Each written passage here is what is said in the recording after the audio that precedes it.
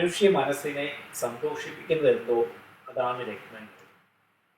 പ്രകൃതിയുടെ വരദാനമായ രത്നങ്ങളുടെ വിശേഷങ്ങളുമായി രത്നശാസ്ത്ര ആരംഭിക്കുകയായി. കൂടെയുള്ളത് ഉണ്ണികൃഷ്ണൻ ശിവാസ്. നമസ്കാരം രത്നശാസ്ത്ര. നമ്മൾ കഴിഞ്ഞ എപ്പിസോഡിൽ വളരെ മനോഹരമായിട്ടുള്ള നക്ഷത്രത്തിളക്കമുള്ള ഒരു രത്നത്തെയാണ് നമ്മൾ പ്രേക്ഷകർക്ക് പരിചയപ്പെടുത്തിയത്. സ്റ്റാർ റൂബി പരിചയപ്പെടുത്തി. എനിക്ക് തോന്നുന്നു അത് റൂബി ഉപയോഗിക്കുന്ന ഒരാൾക്ക് ഇതും ഉപയോഗിക്കാം. പക്ഷെ എന്നിരുന്നാൽ പോലും നമ്മളത് ഉപയോഗിക്കുമ്പോൾ പാലിക്കേണ്ടതായിട്ടുള്ള അതിൻ്റെ ക്യാരറ്റേജ്, അല്ലെങ്കിൽ നമ്മുടെ ദശാകാലങ്ങൾ മാത്രം നോക്കിപ്പോയി റൂബി സൂര്യരത്നം വാങ്ങി ഉപയോഗിക്കരുത് എന്നുള്ള കാര്യങ്ങളൊക്കെ നമ്മൾ വളരെ ഡീറ്റെയിൽ ആയിട്ട് സംസാരിക്കുന്നു. ഒരു റൂബി ഉപയോഗിക്കാൻ പോകുന്ന ഒരാൾ, അല്ലെങ്കിൽ ഒരു ഏകദേശം ഒരു ഐഡിയ ആ ഒരു എപ്പിസോഡിൽ നമുക്ക് കൊടുക്കാനായിട്ട് സാധിക്കും. പക്ഷേ അതിൽ നമുക്ക് പറഞ്ഞ് കംപ്ലീറ്റ് ആക്കാൻ പറ്റാത്ത ഒന്ന് രണ്ട് കാര്യങ്ങളുണ്ടായിരുന്നു.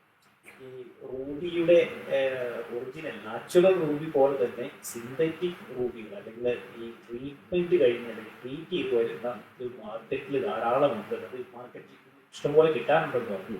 അപ്പൊ അതെങ്ങനെ നമുക്ക് തിരിച്ചറിയാൻ പറ്റും? അല്ലെങ്കിൽ എന്തൊക്കെ ട്രീറ്റ്മെന്റ് ആണ് ഈ റൂബി രത്നത്തിലേക്ക് ഇപ്പൊ മാർക്കറ്റിൽ നടക്കുന്നത്? ആ ഒരു വിശേഷങ്ങൾ നമുക്ക് പ്രേക്ഷകരോടൊന്ന് പങ്കുവയ്ക്കുന്നത് എന്തുകൊണ്ട് നല്ലതായിരിക്കും. എല്ലാ രത്നങ്ങൾക്കും സിന്തറ്റിക് രത്നങ്ങളും ഹീറ്റിങ് പ്രധാനമായിട്ടും 3 തരത്തിലുള്ള ട്രീറ്റ്മെന്റ് ഉണ്ട്. ജനറലി കല്ലുകൾക്കെല്ലാം heat treatment, heated stones, bleached stones, diffused stones, ഇങ്ങനെയുള്ള ട്രീറ്റ്മെന്റാണ് മെയിനായിട്ടുള്ളത്. മെയിൻ 3 ട്രീറ്റ്മെന്റ് അതാണ്. അപ്പൊ ഈ ഹീറ്റ് ചെയ്യുന്ന 4 കല്ലുകൾക്കും ഈ ഹീറ്റിങ് വരുന്നുണ്ട്. ഹീറ്റിംഗ് എന്ന് പറയുന്നത് രത്നതളത്തിലേക്ക് മനനം ചെയ്തെടുത്ത് കഴിയുമ്പോൾ രത്നതളത്തിനകത്ത് വീക്കായിട്ടുള്ള കളർ പോർഷനിൽ ടെമ്പറേച്ചർ കൊടുത്തുകൊണ്ട് അത് ഒരു ഈവണായിട്ട് അത് ഒരേപോലെ കളർ സ്പ്രെഡ് ചെയ്യിക്കുന്ന ഒരു ഇന്റർനാഷണലിലേക്ക് ഇപ്പൊ അക്സെപ്റ്റ് ചെയ്തിട്ടുണ്ട് ആ ട്രീറ്റ്മെന്റ്. കാരണം അതിനകത്ത് വേറെ കെമിക്കൽസ് ഒന്നും വരുന്നില്ല. പിന്നെ ട്രീറ്റഡ് സ്റ്റോൺസ് എന്ന് പറയുമ്പം ആർട്ടിഫിഷ്യൽ ആയിട്ടുള്ള കളർ യെല്ലോ സഫയറിനകത്തൊക്കെ ഇപ്പം നമ്മൾ പറയുന്നത് യെല്ലോ സഫയറിന് ഡാർക്ക് ആയിട്ടുള്ള മഞ്ഞ കളർ, തിളങ്ങുന്ന മഞ്ഞ കളർ യെല്ലോ സഫയറും മാർക്കറ്റ് കീഴടക്കിയാണ്. ഇതിനെക്കുറിച്ച് കൂടുതൽ ഡീറ്റെയിൽ ആയിട്ടൊന്നും കുറച്ച് ആൾക്കാർ മാത്രമേ ഇപ്പോഴും പഴയ ശ്രീലങ്കൻ യെല്ലോ സഫയർ ഉപയോഗിക്കുന്നുള്ളൂ. കാരണം വെച്ചാൽ അത് പെയിൻ യെലോയിഷാണ്. ഈ ഹീറ്റ് ചെയ്തിരിക്കുന്ന കല്ലും ഈ ട്രീറ്റഡ് ആയിട്ട് ബെറിലി എന്ന് പറയുന്ന ഒരു കണ്ടന്റ് ഉപയോഗിച്ചിട്ടാണ് ഇത് ട്രീറ്റ് ചെയ്യുന്നത്. അത് ആർട്ടിഫിഷ്യൽ മഞ്ഞ കളർ കയറ്റുവാണ്. മനസ്സിലാക്കുക കല്ലിന്റെ ഗുണം എന്നായിരിക്കുന്നത്. നമ്മളൊരു കാര്യത്തിന് വേണ്ടിയിട്ട് മനസ്സ് വിചാരിച്ച് വില കൊടുത്ത് വാങ്ങുന്ന കല്ലാണ്.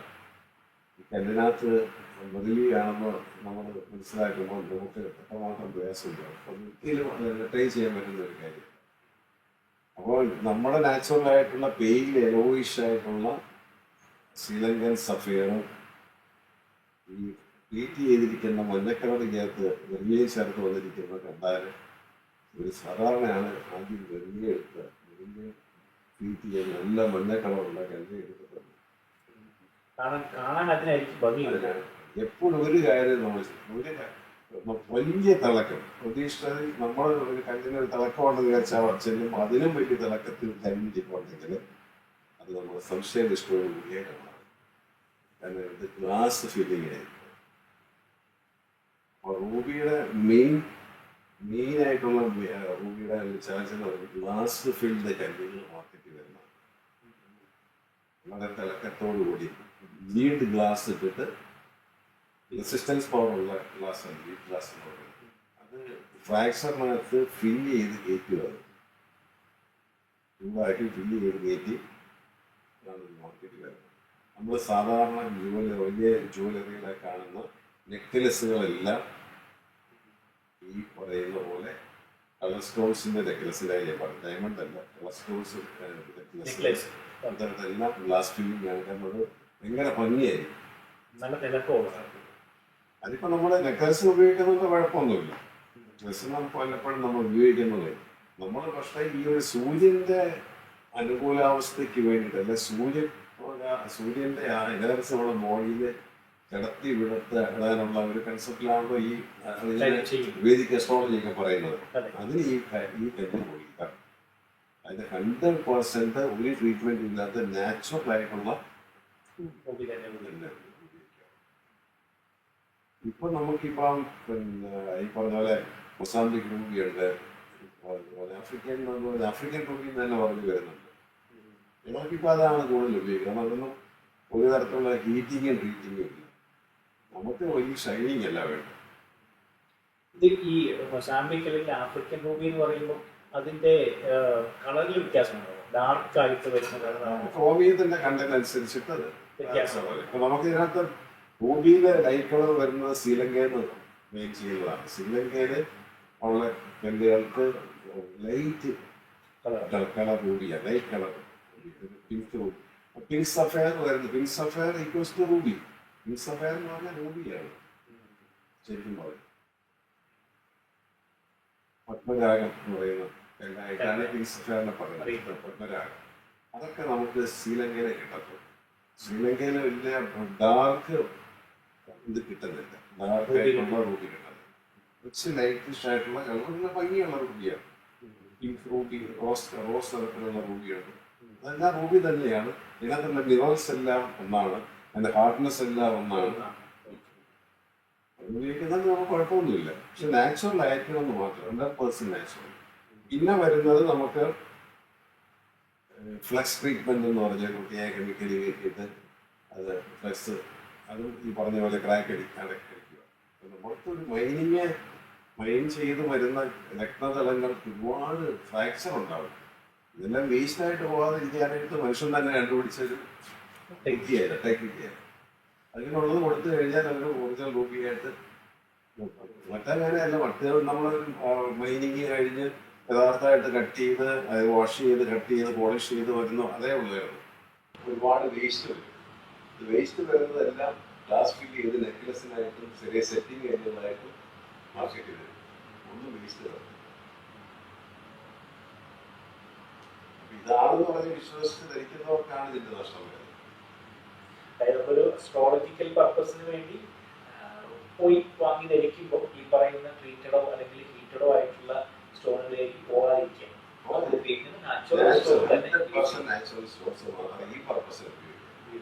നിങ്ങളുടെ ആരോഗ്യത്തിനും ഹെൽത്തിനൊക്കെ തന്നെ നല്ലത്. വെറിയൊക്കെയിട്ട് ഉണ്ടാക്കിയ കല്ലുകൾ ധരിച്ചുകൊണ്ട് കടന്നു കഴിഞ്ഞാൽ നമ്മുടെ സ്കിന്നിനൊക്കെ പ്രോബ്ലം ചിലപ്പോൾ അലർജി പോലെയുള്ള അലർജി കംപ്ലൈൻസ് ഒന്നുമല്ല ധരിച്ച അലർജി കൂടത്തേ ഉള്ളൂ. നമ്മളിപ്പോൾ റൂബിയെ കുറിച്ചാണ്, അതിന്റെ ട്രീറ്റ്മെന്റുകളെ കുറിച്ച് പറഞ്ഞു. ഇത് റൂബി എന്ന് പറയുന്നത് സൂര്യരത്നമാണ്. സൂര്യനിൽ നിന്ന് വരുന്ന ആ ഒരു രശ്മികളെ എനർജിയെ മനുഷ്യ ബോഡിയിലേക്ക്, മനുഷ്യ ശരീരത്തിലേക്ക് കടത്തിവിടാനൊരു റിസീവറാണ്. അപ്പൊ അത് നമുക്ക് ഈ മോതിരത്തിലോ അല്ലെങ്കിൽ ലോക്കറ്റിലൊക്കെ മൗണ്ട് ചെയ്യുമ്പോൾ നമ്മുടെ ബോഡി ആയിട്ട് അത് ടച്ച് ചെയ്തിരിക്കണമെന്നുണ്ടോ? ഒരു നിർബന്ധമില്ല. ഈ റൂബിക്ക് നിർബന്ധം. റൂബിയുടെ ട്രാൻസ്പെറൻസി ഉള്ള കല്യാണമാണ്. അത് നമ്മുടെ ബോഡി ടച്ച് ചെയ്താണ്ട് കുഴപ്പമില്ല. പക്ഷെ ടച്ച് ചെയ്യുമ്പോൾ എന്ന് വെച്ചാൽ കല്ലിന്റെ പിൻഭാഗം ഷാർപ്പ് പോയിട്ടാണ് നമുക്ക് കൂടെ കുത്തി വേദനെടുക്കാൻ. പിന്നെ ഒരുപാട് ടച്ചായിട്ട് നിൽക്കുകയാണെങ്കിൽ നമ്മൾ വണ്ടി ഓടിക്കുമ്പോൾ സ്കൂട്ടർ അങ്ങനെ ഡ്രൈവ് ചെയ്യുമ്പോഴൊക്കെ ഉണ്ടാകുന്ന നമ്മുടെ കയ്യിലെ പ്രഷർ കൊണ്ട് ഈ കല്ല് മേലോട്ട് തള്ളിപ്പോയി. ഇപ്പൊ എല്ലാ കല്ലുകളും 916 പേ ചെയ്യുന്ന കൂടുതൽ പീക്കിംഗ് ഗ്യാപ്പിന് കുഴപ്പമില്ല. 916 ചെയ്യുന്നതൊക്കെ ആകുമ്പോൾ ഫ്ലെക്സിബിൾ ആയിരിക്കും. അതിന്റെ ചെറിയ പീച്ചോ അതിന്റെ ആ സെറ്റിങ്ങോ വിട്ട് കല്ല് ചിലപ്പോൾ വീട്ടിൽ കല്ല് കാണത്തില്ല. ഒരുപാട് ടച്ച് ചെയ്യേണ്ട ആവശ്യമില്ല. എന്നാൽ ടച്ച് ചെയ്യേണ്ടതായിട്ടുള്ള കല്ലുകളുണ്ട്. നമ്മൾ മാക്സിമം ക്ലോസ് ചെയ്ത് വെക്കുന്ന കല്ലുകൾ പാക്ക് സ്റ്റോൺസുകളാണ്, വെട്ടം കയറാത്ത കല്ലുകളാണ് നമ്മൾ ചെയ്യേണ്ടത്. അതുപോലെ നമുക്ക് ഈ റൂബി ഇപ്പൊ ഉപയോഗിച്ച് ഇരിക്കുന്ന ഒരാൾ, അത് ഉപയോഗിച്ചുകൊണ്ടിരിക്കുന്ന ഒരാൾ ഇതിനെ ഇടയ്ക്ക് എങ്ങനെയും ഇതിനെ ഒന്ന് ക്ലീൻ ചെയ്യുമോ അല്ലെങ്കിൽ അതിനെ ഓയിൽ, അതിനെന്തെങ്കിലും ഓയിൽ ഇട്ട് കൊടുക്കും, അങ്ങനെ എന്തെങ്കിലും കാര്യങ്ങൾ ചെയ്യേണ്ടതാണ്. എപ്പോഴും കല്ലുകൾ നമ്മൾ ഉപയോഗത്തിൽ വലിയ കുഴപ്പം വരത്തില്ല. ഉപയോഗത്തിൽ എന്ന് പറഞ്ഞാൽ നമ്മളിപ്പോൾ അതിനകത്ത് വെള്ളം വീഴും, കുളിക്കുമ്പോൾ വെള്ളം വീഴും, കൊണ്ടിരുമ്പോൾ അത് നനഞ്ഞ് നിൽക്കും. അപ്പോൾ ഇപ്പോഴും നമ്മൾ കല്ലുകൾ ഒരുപാട് കാലം ഉപയോഗിക്കാതിരുന്നാൽ ഏത് കല്ലിനും ചെറിയ ഫ്രാക്ചർ വീഴും. ഈ റൂബിയും ഇന്ദ്രനീലം ഇങ്ങനെയുള്ള കല്ലുകൾക്ക് ഡയമണ്ടിനൊക്കെ കുറവാണ്. എന്നാൽ ലോങ് ടൈമില് അത് അത്ര നല്ലതാണെന്ന് എനിക്ക് സംശയമുണ്ട്. മരതകം പോലുള്ള കല്ലുകൾ ഉപയോഗിക്കാതിരുന്നാൽ അത് ഫ്രാക്ചർ വീഴും, തന്നെ വീഴും, ഡ്രൈ ആയിട്ട്. ഇവിടെ എല്ലാ കല്ലുകളും നമ്മൾ മനുഷ്യനെ വീക്കുന്നു നല്ല ശുദ്ധമായ വെളിച്ചെണ്ണയിൽ ഒന്ന് കരട്ടി വെച്ചാൽ മതി.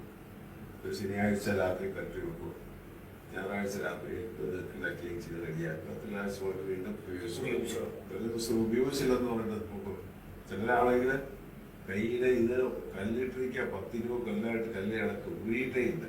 കയ്യിലെ കൂടെയൊക്കെ ബൾജ് ചെയ്തിട്ടൊക്കെ വരും. ഭയങ്കര അശാസ്ത്രീയമായ കാര്യങ്ങളാണ്. ഊരൊന്നും ആരും അദ്ദേഹം പറഞ്ഞു പിടിപ്പിച്ചിരിക്കുക. അതായത് നമുക്ക് ഈ മോതിരക്ക് നമ്മുടെ ആവശ്യങ്ങൾക്ക് വേണ്ടി കൂടി മാറ്റി വെക്കുന്ന തടസ്സങ്ങളൊന്നുമില്ല. ഒരു കുഴപ്പമില്ല. ഞാനെന്റെ ഈ കല്ലൊക്കെ രാത്രി ഊരി വെക്കാറുണ്ട്. അതും അങ്ങനെ ചെയ്യുന്ന ഒരു കുഴപ്പമില്ല. പിറ്റേ ദിവസം രാവിലെ കുടി കഴിയുമ്പോൾ നല്ല ക്ലീൻ ആയിട്ടിരിക്കും. അതിന് എന്റെ ജീവിതത്തിൽ ചൂടാനുള്ള ഒരു മാർക്ക് പോലില്ല, കുറവ് പോലില്ല.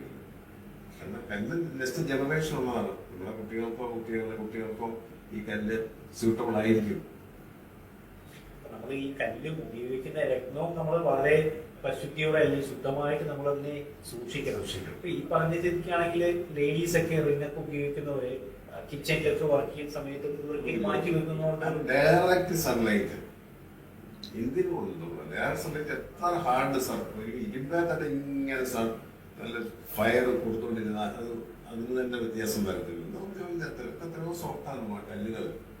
ഡയറക്റ്റ് ആയിട്ട് കിച്ചണിൽ നിന്നുള്ള ഫ്ലെയിം മന്ത്രത്തിലടിക്കുന്നത് നല്ലതാണ്. രാവിലെ കുക്ക് ചെയ്യുന്ന സമയത്ത് കുളി വെച്ചേക്കണം. കുക്കിംഗ് എല്ലാം കഴിഞ്ഞ് കുളിയെല്ലാം കഴിഞ്ഞ് സുഖമായിട്ടില്ല അവിടെ കിടന്നുകൊണ്ട് രാത്രി ഇട്ടുകൊണ്ട് ഒരു കുഴപ്പമില്ല കേട്ടോ. ഉപയോഗിക്കുന്നവർക്ക് അസ്വസ്ഥയില്ലാത്തവർക്ക് സുഖമില്ല. ചെയ്തെല്ലാം ഓർണമെന്റ്സ് ആയി കിടന്നാല് ബുദ്ധിമുട്ടുള്ളവർ ഒഴിവാക്കാം, അതൊന്നും കുഴപ്പമില്ല. ഈ ഒരു സൂര്യരത്നത്തിന്റെ ഉപയോഗവും അല്ലെങ്കിൽ ഉപയോഗ രീതികളും ഉപയോഗിക്കുന്ന ആ ഒരു സമയത്ത് നമ്മൾ പാലിക്കേണ്ട കാര്യങ്ങളൊക്കെയാണ് നമ്മൾ ഈ ചർച്ച ചെയ്തത്. എന്നിരുന്നാൽ പോലും നമ്മൾ കഴിഞ്ഞ എപ്പിസോഡിൽ പറഞ്ഞു ഈ സൂര്യരത്നം ഒരു വ്യക്തിക്ക് അല്ലെങ്കിൽ എപ്പോഴാണ് ഉപയോഗിക്കാൻ പറ്റാത്തത് അല്ലെങ്കിൽ ഇന്ന കാലഘട്ടത്തിൽ ഇന്ന പൊസിഷനിൽ ഇയാൾ ഉപയോഗിക്കരുത് എന്ന് നമ്മൾ പറഞ്ഞു. ആൾക്ക് ആദിത്യ ദശയായിരുന്നു, പക്ഷെ എന്നിരുന്നാൽ പോലും ആൾക്ക് ആ സമയത്ത് ഒട്ടും അനുയോജ്യമല്ല. നമ്മൾ ദശാകാലത്തെ സ്പർശിക്കുന്നേ ഇല്ല. ദശാകാലം ഒരു വിഷയം. ഞാൻ ചിലപ്പോൾ പലരുടെ നോക്കി ഞാൻ ദശാകാലം നോക്കാതെ പോലില്ലല്ലോ. ടൈം അങ്ങനെയൊക്കെ വേണ്ടെന്ന് അറിയാൻ വേണ്ടി ദശാകാലം നോക്കുന്നതല്ലാതെ കല്ല് നോക്കുന്നതിന് ദശാകാലം ആവശ്യമേ ഇല്ല. ആ ചാർട്ടും വിഷ്വൽ ചാർട്ടുകളും മാത്രമല്ല. ഈ ഒരു വ്യക്തിക്ക് ഈ റൂബി സൂര്യരത്നം ഏത് പൊസിഷനിലൊക്കെയാണ് നന്നായിട്ട് അനുയോജ്യമാകുന്നത്? അനുകൂലം ആയിട്ടുള്ള പൊസിഷൻസ് ഒരുപാട് ഉണ്ട്. ഇപ്പൊ നമ്മുടെ ചിങ്ങ ലഗ്നാധിപൻ തുലാത്തിൽ നീചത്തിൽ പോയി നിൽക്കണം. ഏറ്റവും ബെസ്റ്റായിട്ട് റൂബി കൊടുക്കുക, അത്യാവശ്യം ക്യാരക്ടറിൽ കൊടുക്കുക. നീചാവസ്ഥ നന്നായിട്ടുണ്ടല്ലേ.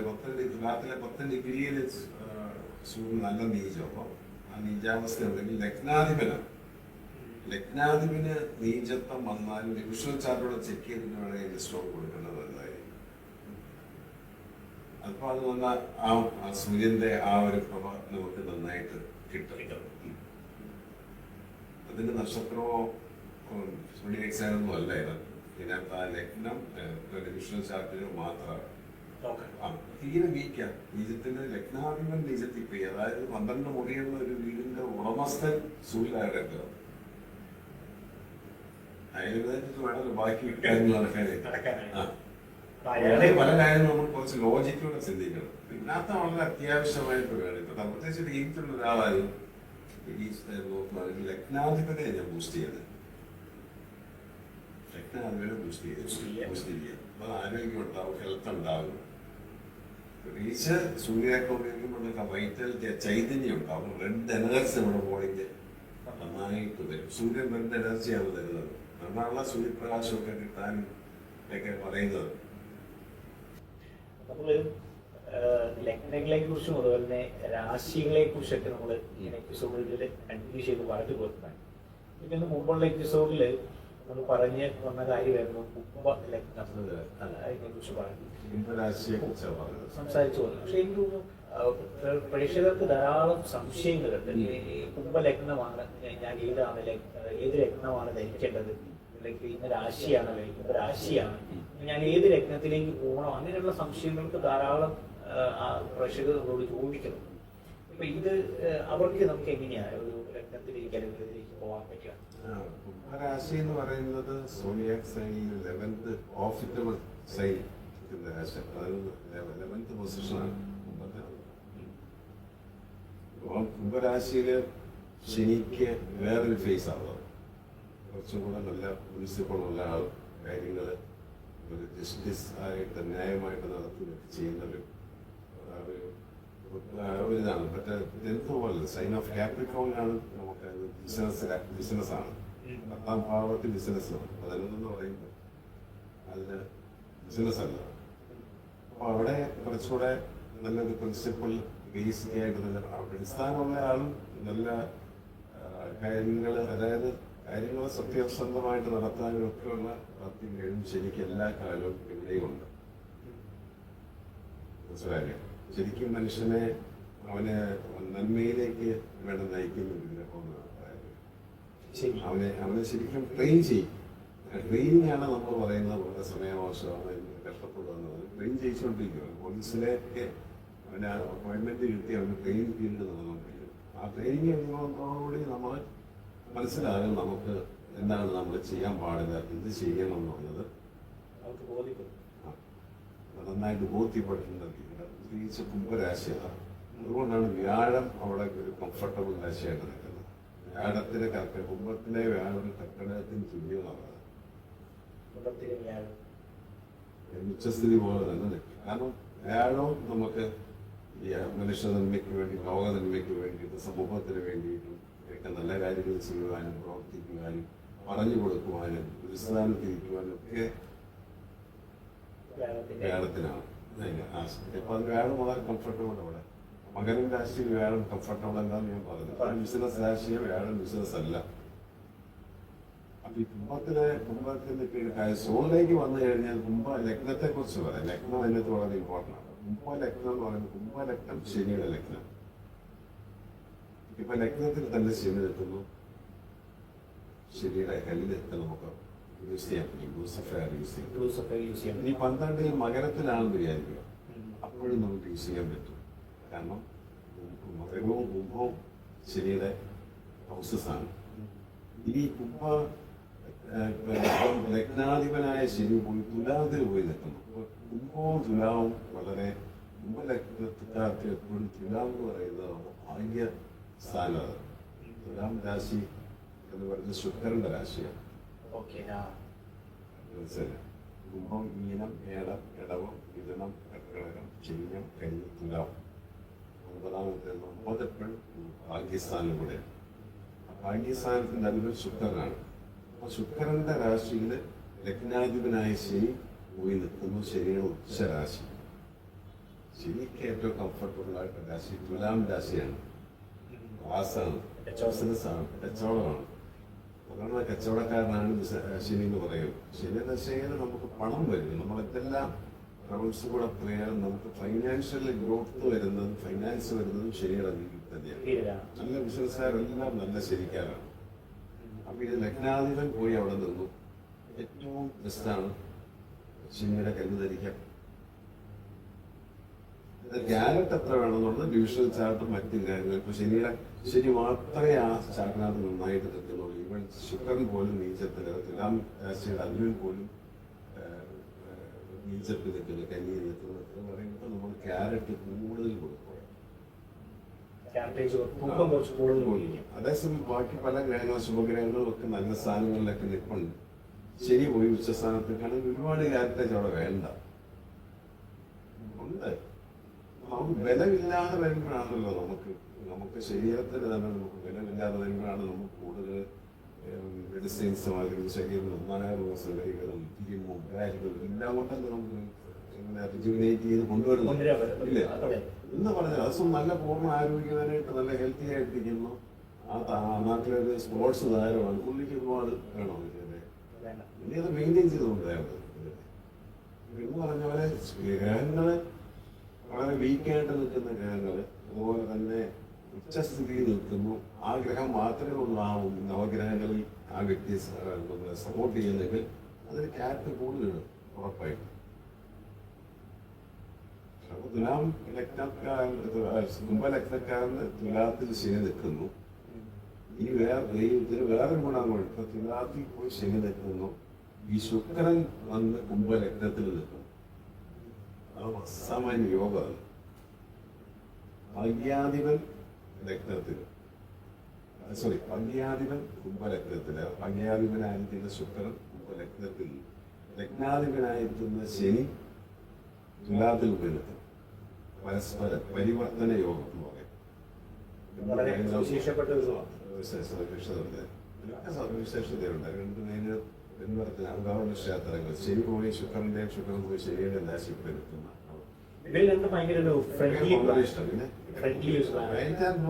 പരസ്യം നോക്കാം. നമ്മള് ബ്ലൂ വൈറ്റോടെ എത്രയോ ഭംഗിയായിട്ട് പോകും. ആ കളർ വരച്ചു നോക്കിയാൽ മതി. ഓപ്പോസിറ്റ് കല്ലുകൾ കണ്ടുപിടിക്കാൻ എളുപ്പം. ഒരു പേപ്പർ എടുത്തിട്ട് ചുമലയും നീലയും വരച്ചു നോക്കി ശരിക്കും എത്ര ചേർച്ചയാണത്. അതേസം നീലയും വെള്ളയും യൂണിഫോമുകൾ തന്നെയില്ല. വെള്ള നീല യൂണിഫോം ഇതേപോലെ കോമ്പിനേഷനാണ്. അപ്പൊ ഡയമണ്ട് ഈ സൂട്ടബിൾ ആണ്. ഈ കുംഭലഗ്നത്തിന്റെ ഡിവിഷണൽ ചാർട്ടില് ശുക്രന്റെ നീചത്വമോ മറ്റു ദോഷങ്ങളോ ഉണ്ടെങ്കിൽ അത് പാടില്ല. പക്ഷെ കുംഭലഗ്നത്തിൽ ലഗ്നത്തിന്റെ ശുക്രൻ നിൽക്കുന്നു, 9 ശനി തുലാത്തിൽ നിൽക്കുന്നെങ്കിൽ യൂസ് അഫെയറും ഡയമണ്ടും യൂസ് ചെയ്യാം. ഡയമണ്ട് മാത്രം ചെറുപ്പമായ പഠനകാലത്ത് ഡയമണ്ട് കൊള്ളത്തില്ല. പകരം അവിടെ എന്ത് ഉപയോഗിക്കും? ടോപ്പാസ് ഉപയോഗിക്കും. വൈറ്റ് ടോപ്പാസ് ഉപയോഗിക്കും. വൈറ്റ് സഫയർ നല്ലതാണ്, പക്ഷെ വൈറ്റ് സഫയർ കിട്ടത്തില്ല. നല്ല വൈറ്റ് സഫയർ. അപ്പോൾ വൈറ്റ് ടോപ്പാസ് എനിക്ക് തോന്നുന്നു ഈ ഒരു വിവരങ്ങൾ പഠനകാലത്ത് കുട്ടികൾ ഈ ഡയമണ്ട് ഉപയോഗിക്കുന്നതും ഡയമണ്ടിന് പകരമായിട്ട് ഈ വൈറ്റ് ടോപ്പാസ് ഈ ഒരു വിശേഷങ്ങൾ നമുക്ക് അടുത്തൊരു എപ്പിസോഡിൽ ഉൾപ്പെടുത്താം. ഇന്നത്തെ എപ്പിസോഡ് വൈറ്റപ്പ് ചെയ്യാനായിട്ടുള്ള സമയമായി കൂടുതൽ വിശേഷങ്ങളുമായി അടുത്ത എപ്പിസോഡ് കണ്ടു.